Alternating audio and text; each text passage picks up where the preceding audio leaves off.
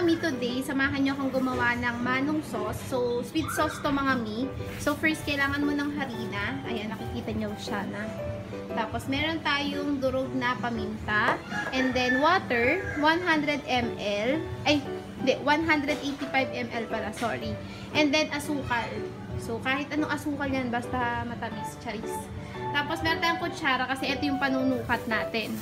So, kadalasan mga mi, ang ginagawa ko dito, kumukuha lang naman ako, ay sorry, kailangan nyo din pala ng chicken cubes. Kalahati ng mga mi, ayan, chicken cubes, mas masarap kasi siya kaysa sa pork. Mas gusto ko yung chicken, yung lasa niya. Ayan, ganyan kadami, 1 tablespoon lang mga mi. Tapos, lalagay nyo na siya dito. Kalat nyo para madaling haluin. And then, ilalagay nyo na yung water. Ayan. So, ito mga mi, is konti lang to. Parang, halimbawa, pang good for 1 day lang siya. So, halu-haluin nyo lang din siya mga mi. So, kung mapapansin nyo, medyo okay naman na yung harina natin, nadurog na siya. Or nalusaw pala, mali. Tapos, kukuha lang din tayo ng asukal. So, yung asukal nito is ipaparis ko lang dun sa kinuha ko na harina. So, ganyan lang din siya kadami. Ay, dagdagan natin. Ayan. So, ito ay sweet sauce to, mga mi. So, ito napakadali lang nitong gawin, mga mi. Lalo na kung nagkikrave kayo sa bahay ng mga fishball, ganyan. Tapos, naglalagay tayo ng durog na paminta. May nakalimutan pa pala ako, pero mamaya ako na-explain. So, ayan na siya. Ayan, haluin nyo lang din siya ulit para kumalat. Ito, chicken cubes. Ayan, chicken cubes. Pwede siyang pork, pero mas bet ko kasi yung lasa ng chicken. Lagay nyo lang siya dyan. Matutunaw naman yan mamaya kapag inilagay nyo siya sa inyong mga kalat or isinalang nyo na siya.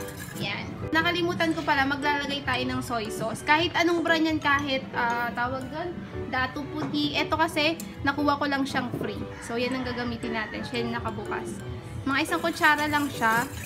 Actually, pampakulay lang naman to mga mi. Ayan.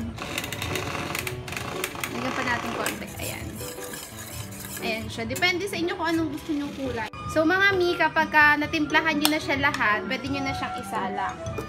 So, by the way pala mga mi, yung gamit ko dito is lahom. Nabili ko siya sa TikTok.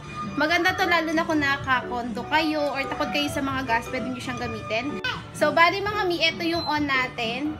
Susub ko na lang siya. Bakit ba? Tapos, mga mi, huwag nyo siyang titigilang haluin kasi nga, mamumuo po siya. So, yung nilagay natin na tawag dito na chicken cubes is matutunaw naman po siya paunti-unti. Okay? Bali, mga mi, maganda tong lahom natin na to. Perfect to lalo na sa mga nagdo-dorm dyan, ganyan, natatakot mag-gas. Ayan, perfect sa inyo tong lahom natin na to na induction. Ayan. Napakaganda nito mga mi. And matipid lang din po siya sa kuryente. Bali, meron tong iba-ibang kulay, ha? Ayan. And mga mi, etong lahom natin is meron siyang timer. Bali, ito yung mga parts niya. So, ito yung on and off niya. Bali, ito yung lakasan hinaan niya. So, ayan. So, 14 lang tayo. Ayan. Tapos, ito yung hot pot soup, yung fry niya, at saka barbecue. O, diba? Ayun, balik na tayo sa ginagawa natin. Madali lang talagang gawin tong sauce na to. Super dali lang, lalo na kung talagang gusto nyong mag-fishballan sa inyong bahay. Kayo-kayo lang sa pamilya niya. Napakadali lang po niyang gawin. So, ganyan lang po siya. Sundin nyo lang po yung mga ginawa ko na yon and pwedeng-pwede na. And kung gusto nyo naman ng marami, idodoble nyo lang po yung tubig. From 185, dagdagan nyo po siya or times 2 nyo, times 3 nyo kung gusto nyo ng mas marami. Halimbawa, gagamitin nyo sa inyong pantinda. So, eto na mga mi, natunaw na yung ating chicken cubes. So, kailangan ko na siyang haluin ng mabuti para hindi siya mamuo. So, kailangan nyo na po siyang haluin. Bali, napakabilis lang naman po talagang maluto nito. Ayan. Ako kasi gusto ko lang siya mahina lang. Ayan, gusto ko lang. So, ngayon mga mi, medyo nangangapal na siya pag hinalo mo siya. Basta makapal siya. Yung parang, basta ganun, nangangapal. Ayan.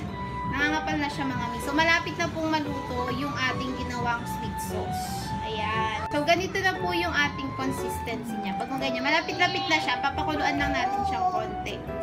Plus, napakaingay ng anak ko. So, ayan mga minakulo na siya. Konti na lang yan. Ating papatayin na ang ating apoy. So, ayan. Okay na yan. Off na lang natin siya. Ayan. Meron pa namang kulo yung ating lahom. Ayan. So, mga mi, ito na yung sauce natin. Ganyan na itsura niya. Mamaya medyo titigas pa yan pag nagamit. And palalabigin lang muna natin siya before natin siya ilagay dito sa ating jar.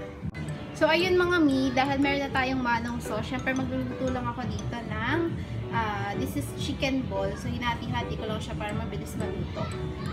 So, on na natin yung ating kalan and then fry. Ayan. Ganun mo siya kadali.